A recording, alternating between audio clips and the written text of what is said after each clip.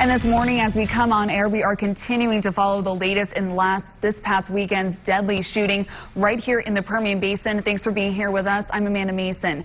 We do want to get started with the latest on the weekend's mass shooting in Midland, Odessa. Let's get to what we know right now. Authorities Sunday afternoon releasing the name of the accused shooter. He is 36-year-old Seth Aaron Ader. He has been accused of killing a total of 7 people and injuring more than 20 others on a shooting rampage. And digging deeper for you this morning, we are learning more about a possible motive. Reports indicate Ader had been fired just hours before going on that rampage. Before a seemingly normal traffic stop Sunday afternoon, law enforcement, including the FBI, was seen raiding his Ector County home. Law enforcement on the scene for several hours at his rural home, and Big 2 News uncovering his criminal arrest record. Ader was arrested back in 2001 in Waco on a misdemeanor criminal trespass and evading arrest charges. He entered guilty, pled to deferred prosecution agreement, and as far as the weapon, police saying it was an AR-type style weapon. They did not release how he got that weapon, but Odessa Police Chief Gerke and FBI agent Christopher Combe both confirmed at the press conference yesterday that he acted alone. Again, Combe saying that he did not find any connections to terrorism.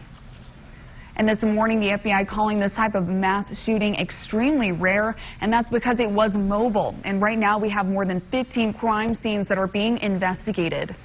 It is rare when you look back over the history of active shooters. You don't see many that go mobile. The problem here is that the crime scene is literally over the course of miles. So not only do we have numerous scenes, over 15, but that's over miles in distance as well. So it does make it a little more complicated. And right now, you are looking at exclusive video from our helicopter of where the scene ended Saturday afternoon. This should show you some true perspective to how this incident ended, and you can see a very active investigation with evidence markers and stunning images of those gunshots gone through the windshield of that mail carrier van. That mail carrier van carjacked by Ader before continuing on his deadly rampage. And right now, continuing our coverage, here's a timeline of Saturday's shooting. The shooting started at 3:13 Saturday afternoon with a traffic stop at Interstate 20 and Loop 250. The shooter was being stopped by DPS troopers for failing to signal a left turn.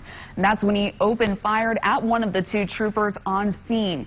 He injured one of those troopers, and then the chaotic scene continued into Odessa down a business patch stretch along Highway 191, as you can see right here on your screen. And then the shooter went towards JBS Parkway and 42nd Street. This is video inside the Whataburger. Law enforcement pulling their guns out of the back of the unit. You can see right from the window. Just across the street at Twin Peaks is the scene of another one of those crimes. There were at least 15 crime scenes in all. And at some point, the shooter was able to hijack a USPS van and made his way towards Cinergy in Odessa. Officers chasing him into the parking lot, and as you can hear in this video, they opened fire. The shooter was confirmed killed at the scene. And Cinergy in Odessa is still an active crime scene. And here's a look what you can see from this exclusive video from the helicopter. There are still cars in the parking lot that people have not been able to pick up. Cinergy has confirmed that they will open tomorrow, and we will continue to follow that investigation.